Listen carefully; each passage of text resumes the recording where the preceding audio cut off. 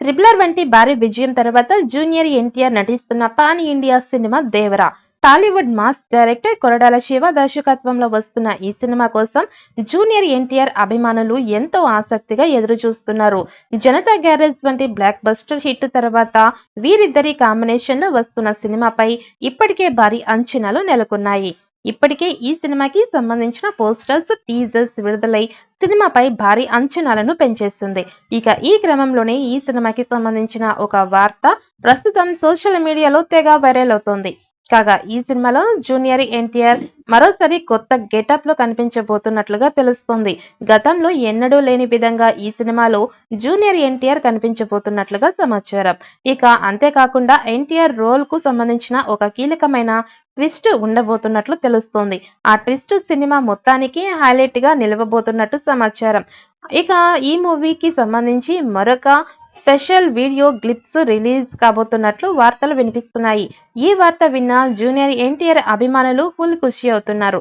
అయితే దేవర సినిమా వేసవి కానుకగా ఏప్రిల్ 5వ తేదీన విడుదలవుతుందని అంతా భావించారు. కానీ తాజా సమాచారం ప్రకారం ఈ సినిమా విడుదల వాయిదా పడినట్లు తెలుస్తోంది. ఈ సినిమాకి సంబంధించిన షూటింగ్ కూడా ఇంకా పూర్తి కాలేదు.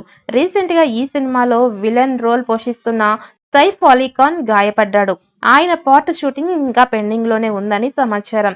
అలాగే ఈ సినిమాకి మ్యూజిక్ అందిస్తున్న అనిరుద్ అదిరిపోయే ఆల్బమ్ ఇచ్చేందుకు మరింత టైం తీసుకుంటున్నట్లు తెలుస్తోంది. సోలో హీరోగా ఈ సినిమాలో ఎన్టీఆర్ మరోసారి తనని తాను ప్రూవ్ చేసుకోవాల్సిన అవసరం ఎంతైనా ఉంది.